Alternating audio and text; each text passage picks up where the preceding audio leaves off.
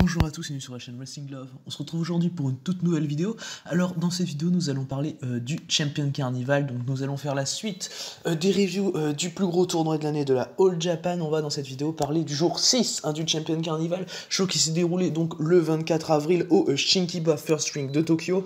Donc qui est le dernier show de la All Japan à Tokyo avant les shows sans foule que va avoir la All Japan pour le reste du Champion Carnival. Donc il y a 3 shows qui ont été annoncés sans foule, le 25, le 29 avril et le 3 mai, qui seront donc à Tokyo et qui sont maintenant sans foule à cause de l'état d'urgence qui a été déclaré par rapport au Covid.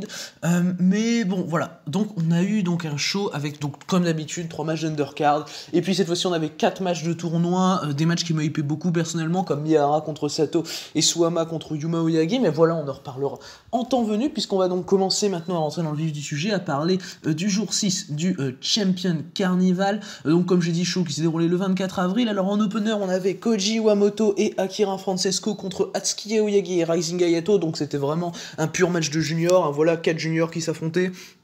Et donc voilà, on a eu un bon match de junior, hein, vous voyez les noms, voilà, c'est logique que ce soit bien fatalement. Il y a eu un bon work de la part de Koji Iwamoto, c'est lui qui remporte le match pour son équipe, donc en 5 minutes 30, donc victoire d'Iwamoto et de Akira Francesco, mais les 3 autres sont très bons également. Vous voyez, il y a des bons échanges avec Akira Francesco et Rising Hayato. D'ailleurs, on voit plus Rising Hayato dans le match qu'Atsuki Aoyagi, à la différence des derniers matchs avec les juniors de Next Stream, on voyait bien plus Atsuki Aoyagi, où il était bien plus présent sur le ring, il faisait des meilleures performances, mais là, il y a eu un peu plus Rising Hayato. Bon, le match dure 5 minutes 30, donc fatalement il n'y a pas spécialement le temps de s'exprimer, mais voilà, ça reste toujours cool quand il est sur le ring. Iwamoto rentre sur la fin et remporte le match.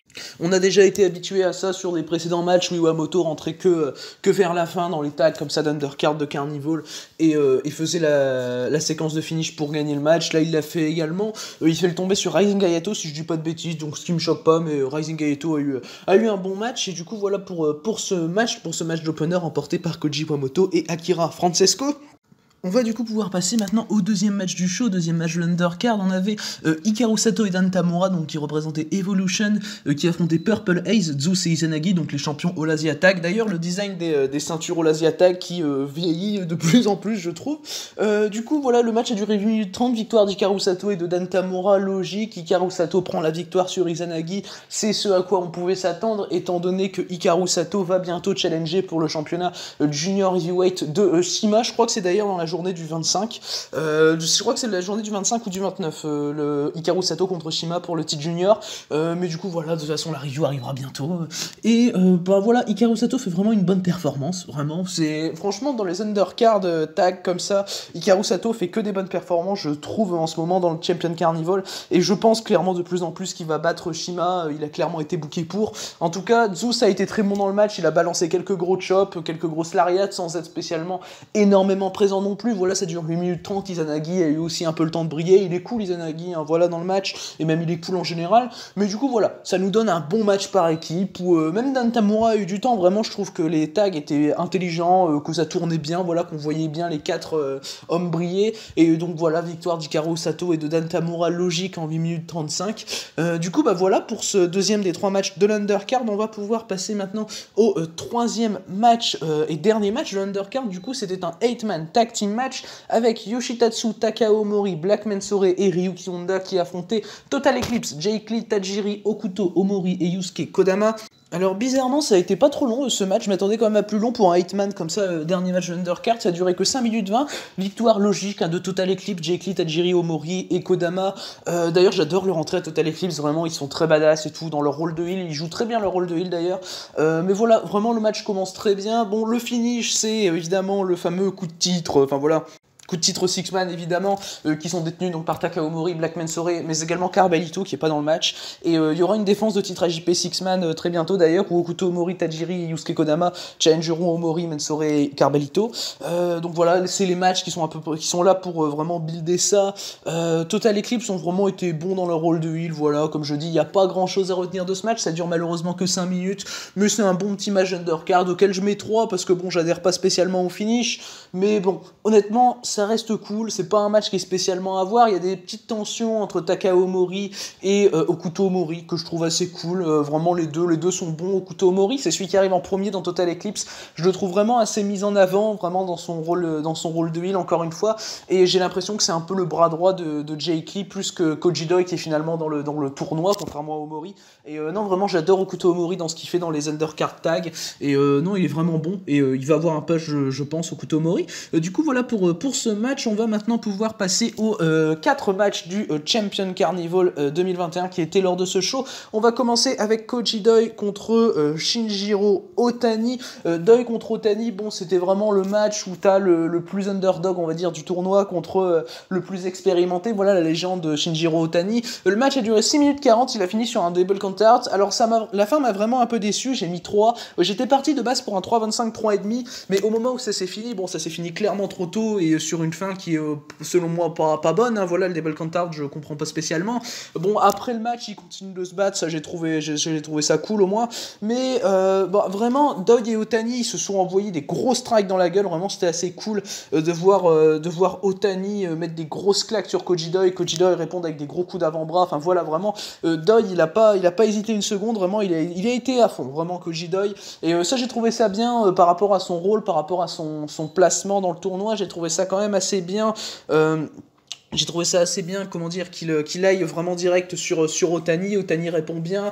Malheureusement, les fameux coups de pied, les face wash d'Otani quand il se projette dans les cordes, qui sont d'habitude assez violents, j'ai trouvé qu'ils passaient un peu trop à côté. Du coup, ça leur enlevait de l'impact. C'était assez dommage parce que d'habitude, c'est des moves que j'aime particulièrement de la part d'Otani. Mais bon, voilà, bon match. Vraiment, ils se sont bien foutus sur la gueule et malheureusement, qui finit bien trop tôt. Vraiment, ça finit bien trop tôt avec un mauvais finish selon moi. Donc voilà, moi, je peux pas mettre plus de 3 malheureusement, mais c'est un bon match. Par rapport au Devil Countdown, je pense du coup que les deux marquent un point. Voilà, ça me paraît assez logique. Mais du coup, voilà pour ce match donc entre Doi et Shinjiro Otani qui s'est fini par Devil Countdown et j'ai mis 3 étoiles. On va maintenant pouvoir passer au deuxième match de tournoi que l'on avait lors de ce show. C'était Shotaro Ashino contre Shuji Ishikawa, donc un match qui me hypait énormément. Donc voilà, Ashino a remporté le match en 7 minutes. Alors c'est vraiment un excellent match où Ashino va très rapidement travailler la jambe de Shuji Ishikawa comme il le fait à chaque match. Ishikawa va avoir quelques bons contres, quelques bons strikes, voilà, dans la gueule de Shotaro Ashino qui sont toujours très impactants. Voilà, j'apprécie beaucoup. Ashino va répondre avec des très gros uppercuts que j'ai vraiment bien aimé. Les uppercuts de Shotaro Ashino vraiment très impactants. Et Ashino va vraiment se rebeller contre Ishikawa, un peu Ishikawa qui est un peu le vétéran de la All Japan, voilà, avec Suwama. Et Ashino va vraiment se rebeller et c'est pour moi un match tournant dans le Champion Carnival d'Ashino parce que tu sens clairement que Ashino après ce match va prendre un peu plus d'assurance et enfin tu le sens dans ce match qu'il a vraiment une assurance qu'il n'avait pas dans ce début de tournoi où il était clairement dans une très mauvaise passe en termes de booking, enfin voilà, où il a gagné qu'un match depuis le début du tournoi, c'était contre Kento Miyahara, et donc là sa victoire contre Ishikawa, vraiment j'ai l'impression qu'elle est vraiment bien présentée comme une victoire tournant, surtout qu'en plus, bon, il gagne par soumission, bon il avait déjà gagné par soumission contre Miyahara, mais là j'ai trouvé ça mieux amené, mieux construit, voilà, vraiment tu sens qu'ils veulent aller d'un point A à un point B, et c'est bien fait selon moi dans ce match entre Ashino et Ishikawa. Mais donc voilà, on reste sur un très bon match qui est malheureusement trop court, hein, comme je l'ai dit, 7 minutes. Pour que je mette une plus haute note, j'ai mis 3,5 parce que je trouve que l'histoire est très bien faite, très bien construite. Vraiment, Ashino va bien travailler la jambe avec des moves assez violents, des soumissions qui sont vraiment bien portées. Il a une ankle lock qui est quand même vraiment puissante, je trouve, l'ankle lock de Shotaro Ashino. Et donc voilà, il remporte le match par soumission, logique si on considère son travail de la jambe pendant le match, travail qu'il fait habituellement, vraiment il casse des jambes à Shotaro Ashino, c'est clairement son objectif. Et du coup voilà, il remporte le match et vraiment j'ai hâte de voir la suite du Champion Carnival de Shotaro Ashino. Parce que je pense que clairement il peut y avoir des choses très intéressantes à raconter avec lui et pourquoi pas le voir gagner vraiment quasiment tous les matchs, peut-être jusqu'à la fin du tournoi et le voir juste perdre contre Koji Doi en dernière journée. Parce que Koji Doi est un mec de Total Eclipse, Total Eclipse c'est vraiment ce qui déboussole Ashino dans l'histoire. Donc voilà, le voir gagner tous ces matchs et perdre à la fin contre Koji Doi, je pense que ça pourrait être une histoire assez intéressante à raconter avec Shotaro Ashino dans ce carnival. Et du coup voilà pour ce match entre Ashino et Ishikawa, donc remporté par Shotaro Ashino. On va maintenant passer au pré-main event du show. Le pré-main event du show qui était Kento Miyahara contre Kohei Sato, qui était le match qui me hypait honnêtement le plus du show, malgré le fait fait que, bon, en main event, on avait quand même Suwama contre Yuma Oyagi, qui était donc le rematch d'un match auquel j'avais mis 4,5 en tout début d'année. Mais là, Miyahara contre Sato, en fait, tu mets le meilleur catcheur du monde contre l'un des meilleurs strikers au monde, vraiment, parce que quand il se bouge, Kohei Sato, c'est vraiment, faut s'accrocher, parce que Kohei Sato est génial. Et là, tu as un très bon match selon moi, donc voilà, j'ai mis 3,5 entre Miyahara et Sato, ça a duré 12 minutes. Alors, malheureusement, j'ai mis que de base, j'étais parti pour mettre un 3,75, mais j'ai mis 3,5 à cause de la fin, que je trouve assez mal amené personnellement. Même si le match est vraiment bon dans l'ensemble, là, tu as vraiment quelques très bons moments dans le match, des gros strikes qui sont envoyés évidemment, on s'attendait à ça avec les deux hommes, des gros coups de genoux assez basiques, toujours les mêmes retours pour Kento Miyahara, mais c'est tellement efficace comme toujours. Kohei Sato place un gros Falcon Arrow aussi pendant le match que j'ai vraiment adoré pour faire un retour, vraiment c'était assez violent le Falcon Arrow de Kohei Sato, évidemment Miyahara se dégage à deux. Mais donc voilà, la fin du match, la fameuse fin de match que j'ai vraiment pas aimé. En fait, Miyahara part pour son finish, donc sa German où il met les mains de...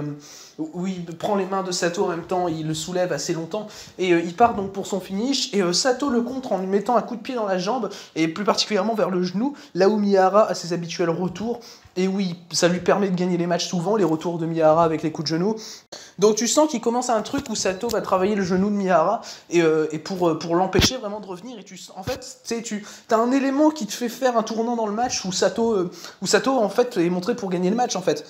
Sauf que Miyahara vend pas et décide d'aller faire des coups de genoux, ça m'a vraiment dérangé directement, ce qu'il fait coup de genou, il part pour son retour, et il fait sa fameuse German en finish et il remporte le match. Moi j'ai trouvé ça assez mal amené honnêtement, c'est pour ça que je suis pas le plus grand fan du match, mais après ça reste vraiment un très bon match.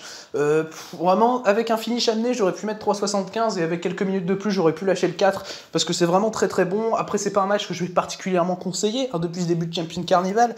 On a évidemment vu mieux, mais voilà, ça reste un très bon match, qui est donc le deuxième meilleur match du show selon moi, derrière le main event auquel on va venir tout de suite, puisque donc après ce Miyahara contre Sato, donc remporté par Kento Miyahara, on va venir au main event qui opposait Suwama, donc le champion Triple Crown, à Yuma Aoyagi qui avait challengé Suwama au tout début d'année et qui avait remporté le titre... non, je dis de la merde. J'allais dire remporter le titre Triple Crown, mais qui avait remporté les titres tag de Suwama et Ishikawa. Voilà, c'est plutôt ça. Oui, il avait remporté les titres tag de Suwama et Ishikawa le 2 janvier, au premier show des New Year Wars, avant de s'incliner contre Suwama le lendemain pour le titre Triple Crown. Voilà. Donc voilà, c'était un match que j'avais adoré pour le titre Triple Crown. Évidemment, j'avais encore plus aimé le match pour le titre tag. Donc enfin, voilà, j'étais vraiment hype par ce match également. Voilà, très bon match, vraiment du bon storytelling. Suwama va vraiment mettre à l'amende Yuma, va vraiment le bombarder de chop, il va le frapper sur la gueule, c'est assez violent, vraiment, il va lui foutre des backdrops, des lariats, voilà, c'était génial de voir ça. Vraiment, Suwama était très violent dans ce qu'il faisait, c'était super, vraiment, c'est comme ça que j'adore Suwama, vraiment. Moi, j'ai mis 3,75, j'ai failli lâcher le 4, parce que le match m'a... Vraiment, c'est un match qui j'ai trouvé un peu trop tiré sur la longueur, malheureusement, mais ça reste excellent, et Suwama fait du Suwama, il fait un très bon match, Suwama, évidemment. Yuma Aoyagi a une très bonne performance d'underdog. Aoyagi, qui avait remporté les deux derniers main events du Champion Carnival, il avait battu Zeus puis Jake Lee, donc là il arrive quand même avec une situation vraiment en grosse confiance, hein, Yuma Aoyagi, avant d'aller affronter Suwama, et là il perd encore une fois contre Suwama, qui lui rappelle qui est le boss de la All Japan, enfin voilà, et moi je trouve ça quand même très très bien raconté, et il y a des moments vraiment dans le match où tu penses qu'Aoyagi peut gagner quand il arrive à placer sa soumission, avec laquelle il avait fait abandonner Suwama le 2 janvier, enfin tu sens que vraiment il y a des moments où Aoyagi peut gagner, où c'est assez bien amené, et Suwama revient à chaque fois, claque la gueule d'Aoyagi, vraiment non, c'était vraiment génial à voir, et donc Suwama remporte très logiquement le match, à un moment il en a marre, il lui pète la gueule, voilà, t'as Aoyagi qui se dégage même d'une backdrop de Suwama, ce que j'ai trouvé vraiment très très bien d'ailleurs, qui se dégage d'une backdrop souplex de Suwama. Et enfin voilà, on a eu le droit à un excellent match, donc qui est le meilleur match du show, c'est du 3,75, limite 4.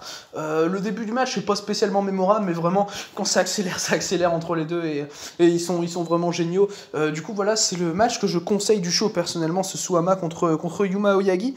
Et donc voilà, remporté par Suwama en 17 minutes 44. Du coup voilà, c'est ce qui conclut le show. Vraiment très bon show, encore une fois, du Champion Carnival. Même si c'est loin d'être le meilleur, hein, évidemment, pour moi les meilleurs shows, c'est le premier et le deuxième jour, clairement, de ce Champion Carnival. Mais ça reste vraiment une très très bonne journée, très agréable. Et c'est un show qui est hyper digeste, vraiment, c'est le genre de show que j'aime beaucoup voir. C'est très très digeste. Quand tu sors du main event, voilà, t'es bien, le show est fini, et puis voilà. Et non, c'est vraiment c'est vraiment un excellent show. Donc ce que je vais recommander du show personnellement, c'est de voir les 3 derniers matchs, le Hashino Ishikawa qui est quand même assez important pour la suite du Champion Carnival, le Miyara Sato qui est malgré la fin du match quand même très bon, et puis le Suwama Yuma qui est le meilleur match du show sans conteste et un excellent main event. Comme la All Japan sait vraiment produire tout le temps, vraiment un très très bon main event, un peu de moins de 20 minutes et vraiment très efficace entre les deux hommes. Du coup voilà pour cette review du jour 6 du Champion Carnival 2021. Merci à vous d'avoir écouté cette vidéo, on se retrouve très bientôt pour de prochaines vidéos, voilà, où on va notamment bientôt parler du Carnival, parce qu'il y aura beaucoup de journées en ce moment. Et du coup, d'ici les prochaines vidéos, je vous dis à la prochaine.